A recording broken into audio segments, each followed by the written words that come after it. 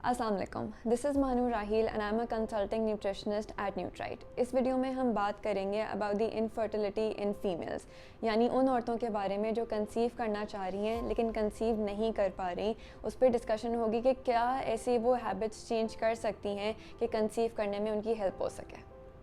सो infertility comes under disease, यानी ये एक रिप्रोडक्शन का डिज़ीज़ है और इससे around 22% of the Pakistani females have been diagnosed. अभी ये वो फीमेल्स हैं जिनको डायग्नोज किया गया है, लेकिन बहुत सी ऐसी फ़ीमेल्स हैं जो अनडायग्नोज्ड ही रहती हैं, यानी वो किसी गायनेकोलॉजिस्ट को कंसल्ट नहीं करती, इसलिए वो अंडर रिपोर्टेड केसेस हैं। यानी एक्चुअली 22% से ज़्यादा केसेस अभी मौजूद हैं पाकिस्तान में। अब इनफर्टिलिटी का मतलब क्या है? इसका मतलब ये होता है कि you been trying to conceive for 12 months, 1 साल से आप कंसीव करने की कोशिश कर रहे हो, प्रेग्नेंट होने की कोशिश कर रहे हो, लेकिन आप प्रेग्नेंट नहीं हो पा रहे। That comes under infertility. अगर इससे कम है तो इसका मतलब ये नहीं है कि आप इनफर्टाइल हो। इनफर्टिलिटी के वैसे तो बहुत सारे रीज़न्स हैं जो कि जिसके लिए आपको गायनेकोलॉजिस्ट के पास ही जाना चाहिए।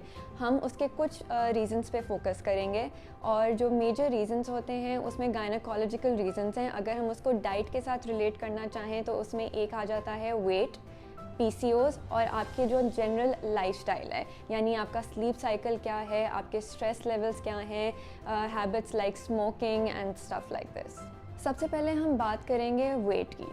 अब वेट जो है दोनों एक्सट्रीम्स में प्रेगनेंसी को कहीं ना कहीं रोकता है। अगर आपका वेट बहुत ज़्यादा है तब भी प्रेग्नेंट होना थोड़ा सा डिफ़िकल्ट हो जाता है, अगर आपका वेट बहुत कम है तब भी प्रेग्नेंट होना डिफ़िकल्ट होता है। इसको रिलेट करते हैं हम बीएमआई से। अब BMI if it is greater than 30, अगर वो 30 से ज़्यादा है तो प्रेगनेंसी मुश्किल हो जाती है, यानी कंसीव करना मुश्किल हो जाता है। And if woman becomes pregnant with the BMI over 30 तो उसके बाद प्रेगनेंसी में भी काफ़ी कॉम्प्लिकेशंस होने का डर रहता है। अर्ली बर्थ्स हो सकती हैं, या जो बेबी डिलीवर होता है उसका वेट या तो बहुत ज़्यादा होता है या प्रीमेच्योर डिलीवरी भी हो सकती है। सिमिलरली स्पीकिंग, अगर आप अंडर वेट हो, आपका बीएमआई इज़ लेस देन 20, उसमें भी आपको मसला हो सकता है कंसीव करने में। और सिमिलरली लाइक ओवरवेट का मसला था कि इफ़ यू कंसीव उसके बाद भी थ्रू आउट द प्रेगनेंसी आपको मसले किसी ना किसी किस्म के रह सकते हैं और प्री मेच्योर डिलीवरी भी हो सकती है। अब जो दूसरी बात हम करेंगे वो है पीसीओस की, क्योंकि पीसीओस कहीं ना कहीं वेट के साथ रिलेटेड है। अब ये बहुत ज़्यादा रिपोर्टेड है कि जो पीसीओस की पेशेंट्स होती हैं दे आर मोस्टली ओवरवेट, और अगर वो वेट कम कर लेती हैं तो फिर उनका पीसीओस भी रेगुलेट हो जाता है और उनके लिए कंसीव करना भी ईजी हो जाता है। इट इज़ सेड कि अगर 5% ऑफ द वेट आप लूज़ कर लो तो इसकी वजह से आपके पीसीओस ठीक हो जाते हैं, जिसकी वजह से 40% चांसेस बढ़ जाते हैं, एक तो पीसीओस ठीक होने के, ऊपर से आपके प्रेग्नेंट होने के। अब पीसीओज में हो क्या रहा है exactly? PCOS, there is a whole discussion video about PCOS on our channel, you can see that too. लेकिन इसमें भी थोड़ा सा हम डिस्कस कर लेते हैं कि पीसीओज में एक्चुअली आपके जो मेल हार्मोन हैं वो बहुत ज़्यादा हो गए हैं, जिसकी वजह से ओव्यूलेशन नहीं हो पा रही, और जब ओव्यूलेशन नहीं हो पा रही तो आप पीरियड स्किप करना शुरू हो जाते हो और आप प्रेग्नेंट नहीं हो पाते। लेकिन इसमें एक और चीज़ होती है कि आपकी जो इंसुलिन लेवल्स हैं वो आपकी बॉडी में बहुत बढ़ जाते हैं। अब जब इंसुलिन लेवल्स बढ़ रहे हैं, पीसीओएस तो आपको हो ही रहा है, इसके साथ साथ जो एग फॉर्मेशन है, एग को मैच्योर होने का पूरा एक प्रोसेस लेता है, राइट? तो अब वो जो पूरा प्रोसेस है वो कहीं ना कहीं हिंडर हो रहा होता है, जिसकी वजह से एग या तो मैच्योर नहीं हो पा रहा होता, या अगर वो मैच्योर हो भी रहा है तो वो रिलीज़ नहीं हो पा रहा होता। तो बेसिकली आपने ये करना है कि आपने अपनी डाइट के थ्रू और अपनी एक्टिविटी के थ्रू इंसुलिन लेवल्स को नॉर्मल करना है। जैसे ही इंसुलिन लेवल नॉर्मल होंगे आपका पीसीओएस भी ठीक हो जाएगा, यानी मैनेज हो जाएगा, और आपकी प्रेगनेंसी के चांसेस भी बढ़ जाएंगे।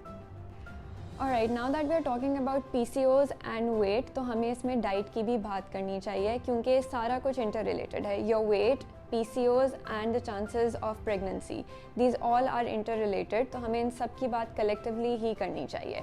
अब अगर हम डाइट को देख रहे हैं तो हम रिसर्च बेस्ड बातें करेंगे। अब बहुत सारी रिसर्चेस मैंने पढ़ी हैं इससे रिलेटेड, और उन सब में ऑलमोस्ट एक ही चीज़ है जो कि मैं डिस्कस करूँगी।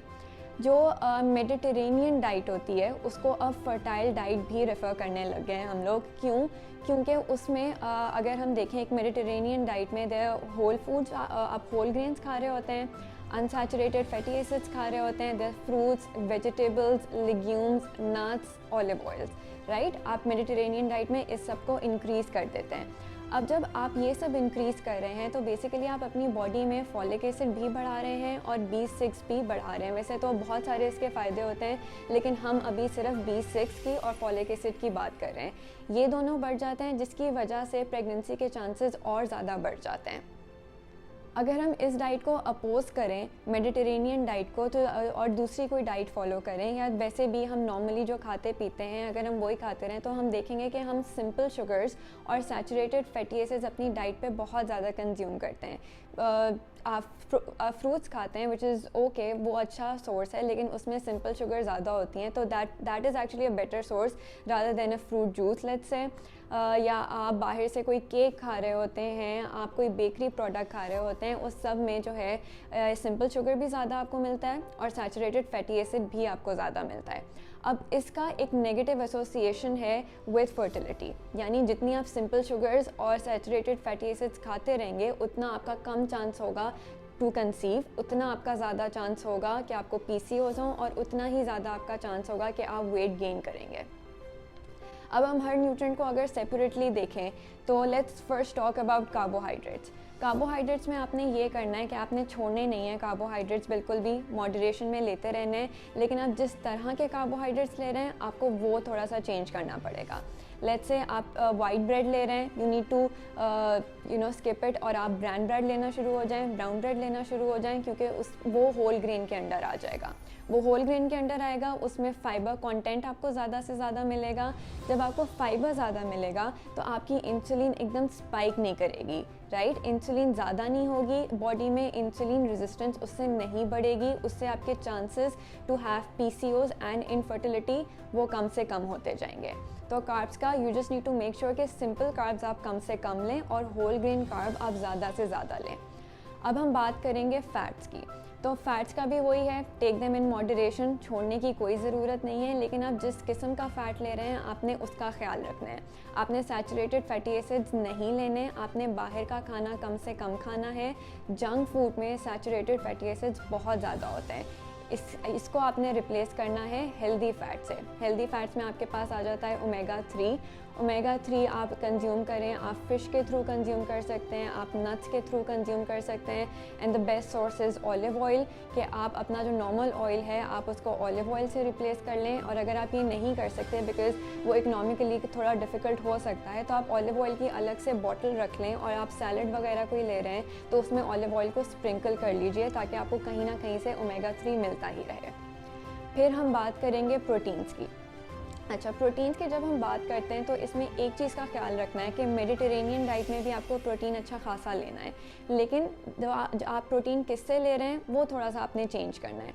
आपने लीन प्रोटीन पे बहुत ज़्यादा फोकस करना है, आपने चिकन के थ्रू प्रोटीन ले लेना है। Fish is a very good source of protein, क्योंकि उसमें आपको फैट्स भी अच्छे मिल जाएंगे। इसके अलावा आपने लेग्यूम्स, बीन्स, दालें, ये सब आपने कंज्यूम करना है। और आपने कौन सा प्रोटीन जो है वो नहीं खाना, वो है रेड मीट के थ्रू। आपने वो प्रोटीन बिल्कुल नहीं खाना, क्योंकि उसमें आपका कोलेस्ट्रॉल भी बढ़ेगा और उसमें आज जो बुरे फैट्स होते हैं वो भी आपको ज़्यादा से ज़्यादा मिलेंगे।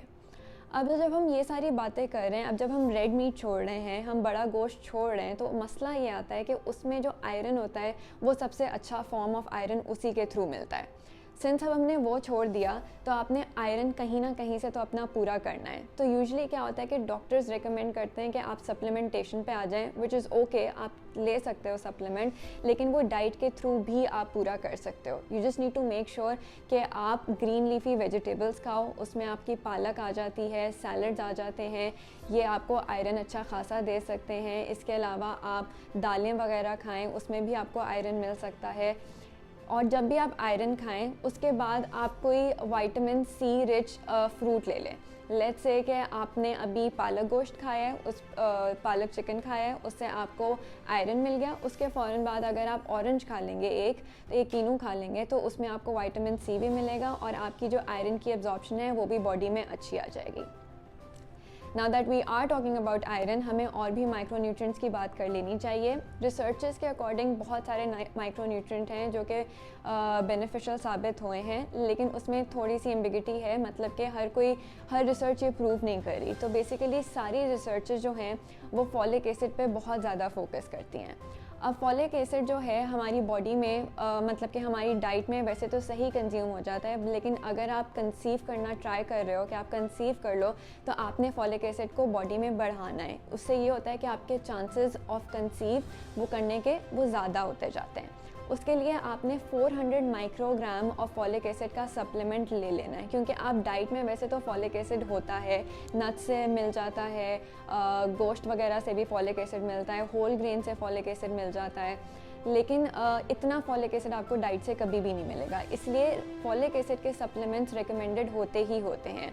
फॉलिक एसिड दो चीज़ें करता है, एक तो वो कंसीव करने में भी आपको हेल्प करता है, सेकेंडली अगर फॉलिक एसिड कंसीव करने के बाद कम हो जाए तो बेबी में न्यूरल ट्यूब डिफेक्ट हो जाता है, यानी उसका ब्रेन डेवलपमेंट या स्पाइनल कॉर्ड की जो डेवलपमेंट है वो सही नहीं हो पाती।